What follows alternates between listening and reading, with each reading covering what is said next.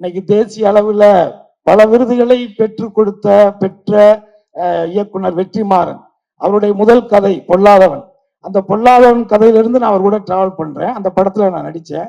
ஆனா அதுக்கப்புறம் எந்த படத்துலயும் அவர் என்ன நடிக்க கூப்பிடல, அது வேற.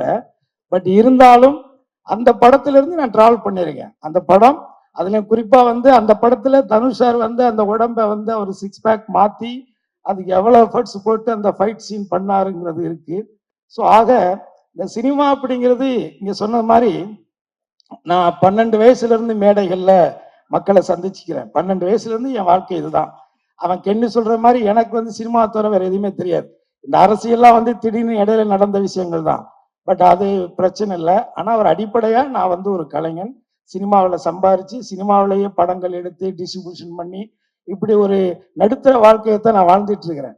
ஆனா நான் ஒன்றை மட்டும் முழுசா நம்பினேன். சினிமாவுக்கு நாம உண்மையா இருந்தால் சினிமா ஒருபோதும் நம்மை கைவிடாது அப்படின்னு நான் நம்பினேன். அப்படி நான் வச்ச அந்த நம்பிக்கையினுடைய ஒரு நம்பிக்கை தான் என்னுடைய மகன் கென்னு நான் நினைக்கிறேன். அதே நேரத்தில் என்னுடைய மனைவிக்கு இந்த நேரத்தில் என்னுடைய நெஞ்சார்ந்த நன்றியை நான் தெரிவிச்சுக்கிறேன். ஸோ அவங்களுடைய வளர்ப்பு, அவங்களுடைய அனுசரிப்பு, அவங்களுடைய அந்த மோட்டிவேஷன் இது எல்லாம் சேர்ந்தது தான் கென்னு.